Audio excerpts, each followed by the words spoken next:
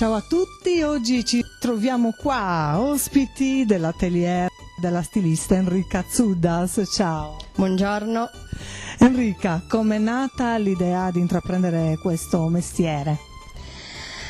Allora, diciamo che fin da bambina desideravo imparare a fare i vestiti su di me, ovviamente. Io sono cresciuta poi con un nonno sarto molto bravo e volevo imparare proprio a fare i vestiti perché io non amavo fare shopping tuttora, e quindi volevo imparare a farmeli da me, perché fare shopping avrebbe implicato togliere tempo al gioco. Parlaci del tuo excursus.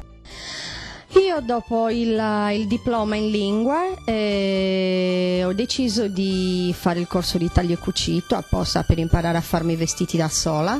Dopodiché ho capito che volevo anche fare la scuola di moda completa, e allora, insomma, battendo un po' sui miei genitori, sono riuscita, anche perché comunque privata, 3 anni a pagamento, li ho convinti che per me sarebbe stata una cosa seria. Allora ho iniziato a fare la mia scuola di moda privata, e dopodiché, una volta finita, ho fatto alcune stagioni estive nelle boutique del Forte Village per farmi un po' di gavetta anche per quanto riguarda i negozi, e poi ho deciso nel 2006 di dare un concorso regionale che ho vinto.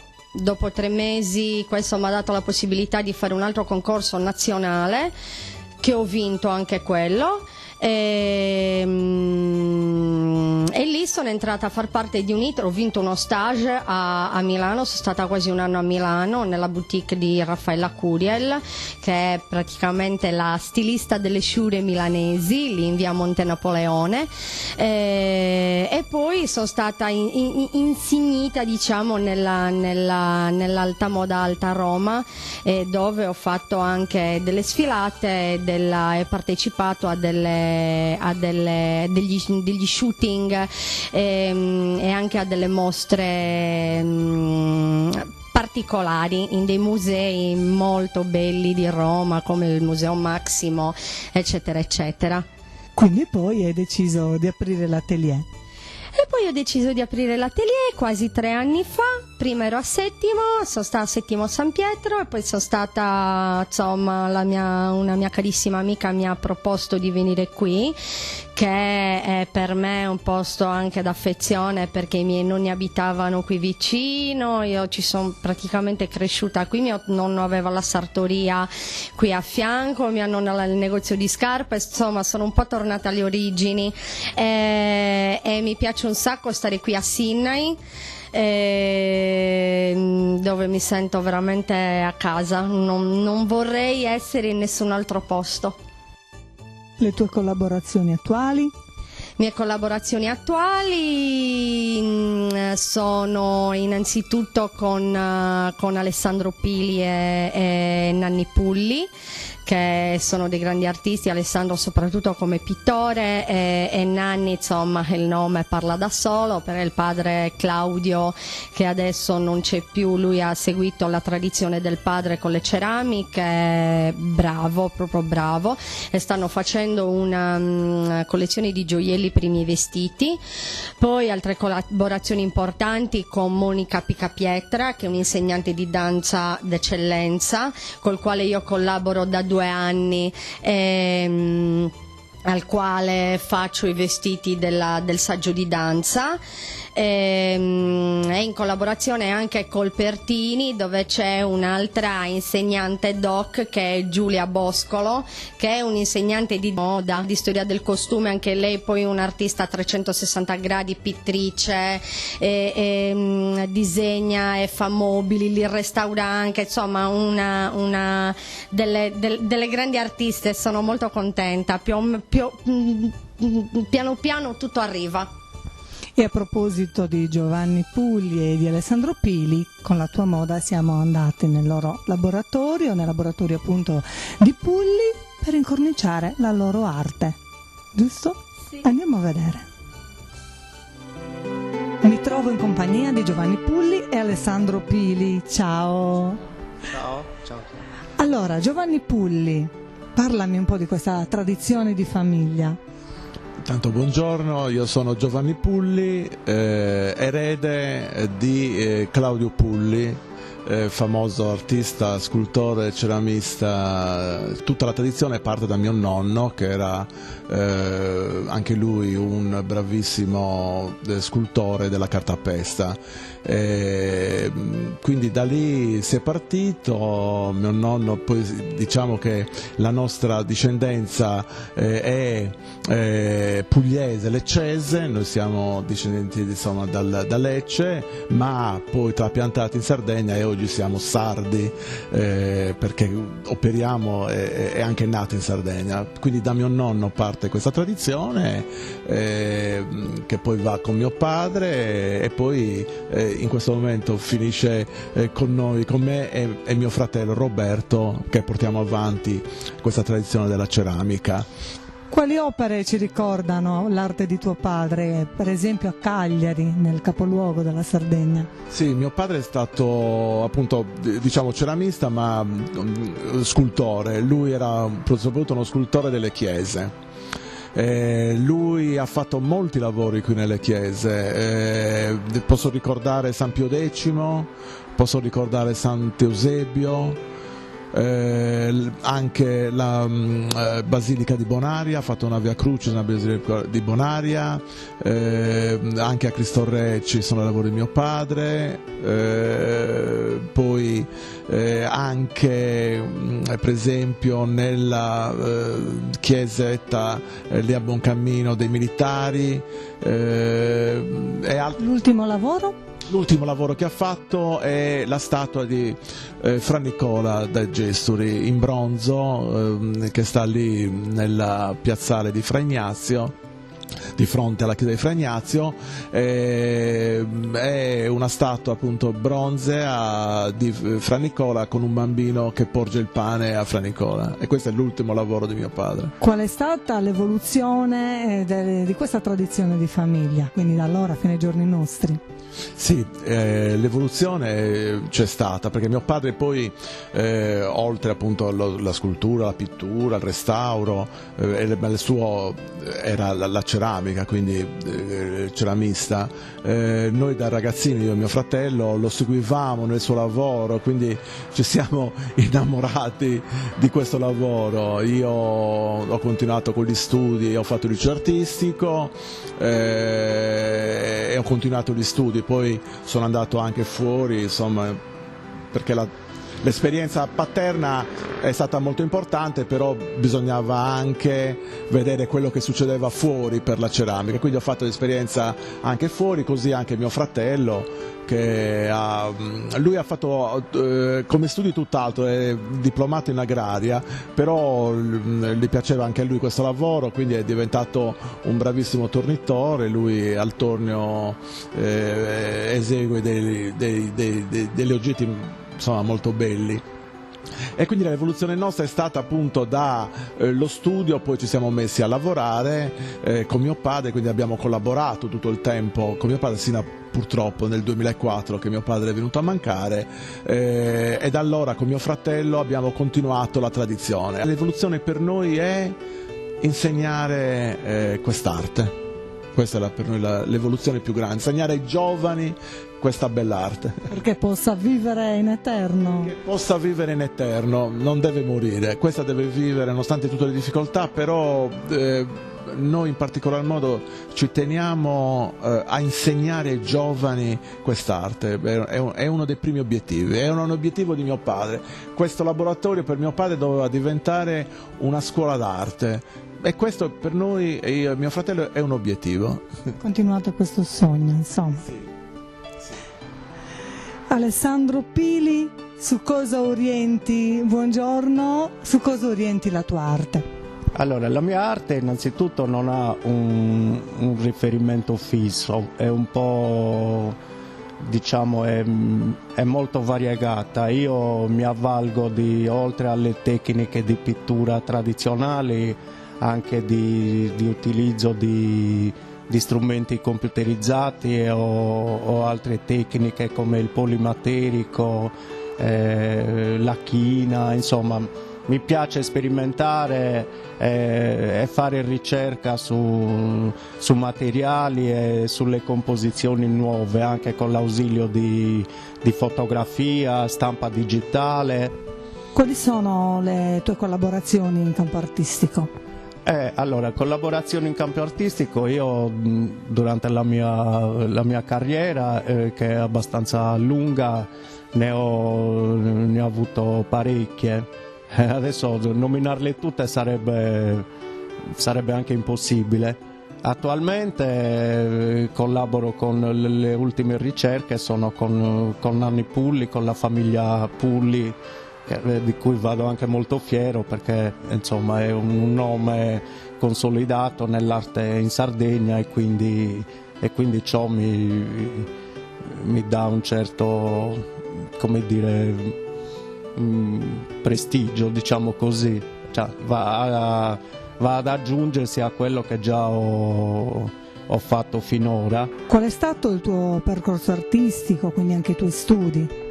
Allora, io come studi provengo dalla scuola d'arte e dall'Istituto Tecnico per le Arti Grafiche, quindi ho sempre lavorato nel campo in quel settore lì, grafica pubblicitaria, illustrazione, prestampa, studio di packaging, questo, insomma, nell'industria grafica in generale. Ho fatto quasi tutto quello che c'è da fare in quel settore. Una delle soddisfazioni più grandi che ho da questo lavoro, che ormai faccio da più di 30 anni, comunque è l'applicazione dell'arte nella psichiatria, per esempio. Io ho molte collaborazioni col Dipartimento di Salute Mentale, dove l'arte trova un'utilità, diciamo, da cui se ne trae un certo beneficio con i pazienti con diverse problematiche, e questo mi fa molto piacere, oltre che essere interessante come uno degli utilizzi utili veri e propri, diciamo, dell'applicazione artistica in campo medico. Come mai questo connubio? Con Alessandro ci siamo conosciuti per caso, però devo dire una cosa, c'è stato subito un feeling artistico di cose da fare, ma soprattutto vedendo le cose che produce, questi quadri polimaterica, le trovo vicine alle nostre cose, quindi è stato semplice come connubio, cioè non è stato difficile, perché ci intendiamo sulle cose che bisogna fare e soprattutto colorazioni e cose. C'è molta affinità, quindi è un'affinità proprio artistica.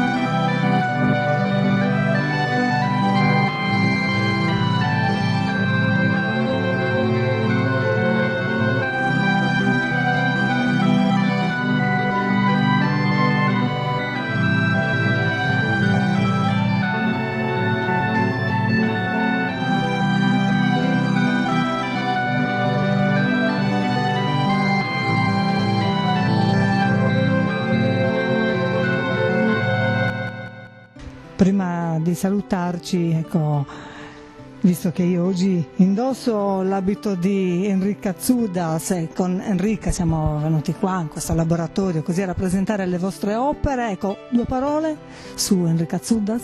Beh, Enrica anche lei è un'artista, artigiano, creativa da sempre. Che cosa si può dire? Ormai è una professionista affermata e le sue opere, io le chiamo opere, i suoi abiti, chiamiamoli come vogliamo, sono dei piccoli gioielli di sartoria artigianale, ogni abito è un pezzo unico, quindi vale la pena sperimentare e collaborare anche con lei, se lo merita.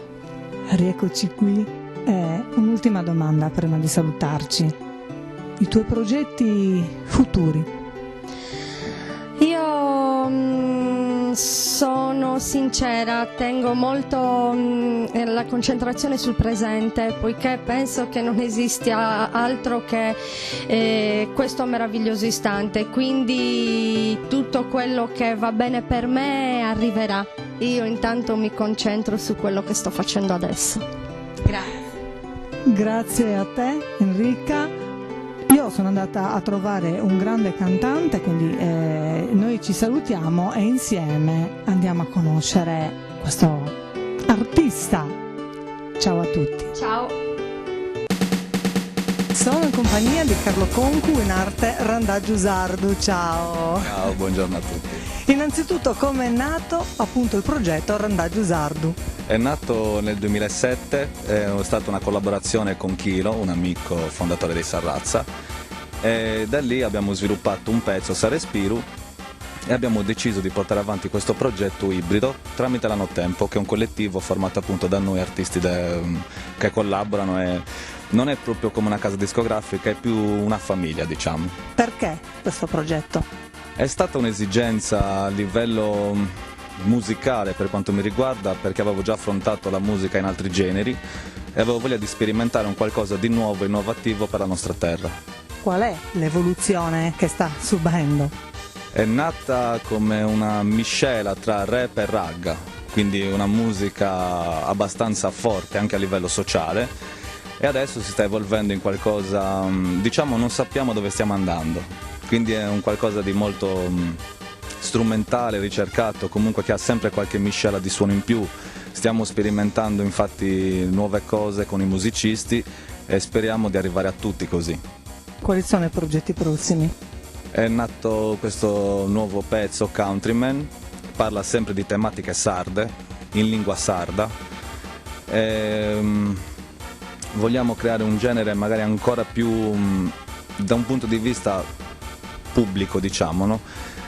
Qualcosa di più orecchiabile, di più vivo, che però parli sempre delle tematiche di questa terra, e quindi speriamo magari di avere qualche risultato in più e di arrivare ovunque nella nostra terra. Perché canti in sardo? È, diciamo, una scelta naturale, innanzitutto perché è la mia lingua e quindi ci tengo a portare avanti le mie radici, ma soprattutto anche per una questione di coerenza, nel senso, ci sono delle tematiche, dei disagi che noi abbiamo, dei problemi in questa terra, e io voglio rivolgermi prima di tutto ai sardi e cercare appunto di capire il perché siamo in questa situazione e cosa possiamo fare per cambiarla. Tu hai fatto tante belle canzoni, oggi io ho scelto così di far conoscere Countryman al nostro pubblico. Un'anticipazione. È una canzone che è nata qua, proprio in questa terra. È stato un anno di duro lavoro in campagna, mi sono divertito tantissimo e ho pensato, cioè, c'è proprio il bisogno di trattare questo problema, perché c'è un abbandono alle campagne in questo periodo molto ma molto visibile, e quindi volevo affrontarla con un po' di comicità, come sempre nello stile, però con un problema grosso da risolvere al più presto. Benissimo, allora andiamo a vedere assieme. Andiamo a vederci Countryman.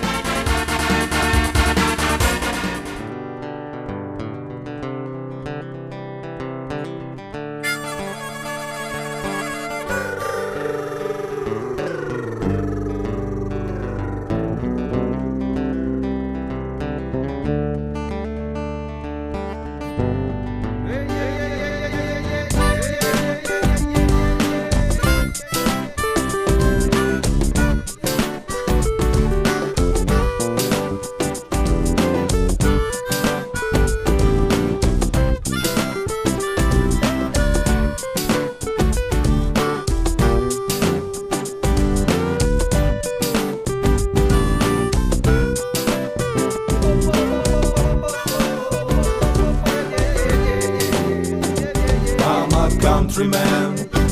Come sa tu sei, come sa tu sei. Ho tua birra a casa e ho già scalato. I'm a countryman. Come sa tu sei, come sa tu sei. Caso più non te su già spacciato.